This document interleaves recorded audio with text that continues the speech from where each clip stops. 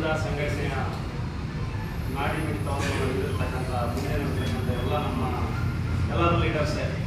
ಮುಂದೆ ಕೂತಿರೋರು ಲೀಡರ್ಸ್, ಇದು ಮೇಲೆ ಲೀಡರ್ಸ್. ಯಾಕಂದರೆ ಅಹಿಂದ ಅಂದರೆ ಸುಲಭ ಅಲ್ಲ. ಇಲ್ಲಿ ಯಾಕಂದರೆ ಹಿಂದುಳಿದ, ದೀನ, ದಲಿತ, ಅಲ್ಪಸಂಖ್ಯಾತ ಇವರೆಲ್ಲರೂ ಸೇರಿ ಅಹಿಂದ ಆಗಿರೋದು.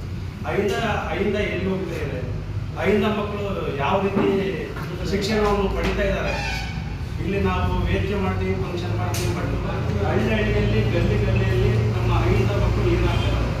ಇವತ್ತು ಎಷ್ಟು ಓದ್ತಿದ್ದಾರೆ, ಯಾವೊಂದು ಮಾನಸಿಕ ಖಿನ್ನತೆಗೆ ಒಳಗಾಗಿದ್ದಾರೆ ಅಹಿಂದ ಮಕ್ಕಳು ಅನ್ನೋದು ನಮಗೆ ಒಂದು ಪ್ರಚೋದಕವಾಗಬೇಕು. ಯಾಕಂದರೆ ಇವತ್ತು ನಮ್ಮ ಅಹಿಂದ ಮಕ್ಕಳು BA MA ಓದಿರ್ತಾರೆ, ಅಮಲಿ ಮಾಡ್ತಾರೆ, ಅಪ್ಲಿಕೇಶನ್ಗಳು ಹಾಕಲ್ಲ, ಸರ್ಕಾರದ ಸವಲತ್ತುಗಳನ್ನು ಪಡೆಯಲ್ಲ, ಅವರು ನೌಕರಿಗೆ ಹೋಗಲ್ಲ.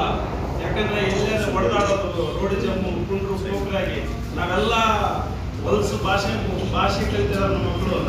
ನಮ್ಮ ಮಕ್ಕಳು ಹೊಡೆದಾಡಿ ಬೈಟಿಂಗ್ ಆಡಿ ಮನೆಯಲ್ಲಿ ಸೇರಿದಾಗ ತಂದೆ ತಾಯಿಗಳು ಮಾತು ಕೇಳದಾಗಿದ್ರೇ ಅಹಿಂದ ಮೇಲಿದ್ದಾರೆ. ಮೇಲ್ಜಾತಿಯ ಮಕ್ಕಳು ಸೈಲೆಂಟಾಗಿ ಓದಿ ಅಪಾಯಿಂಟ್ ಹೋಗ್ತಾರೆ.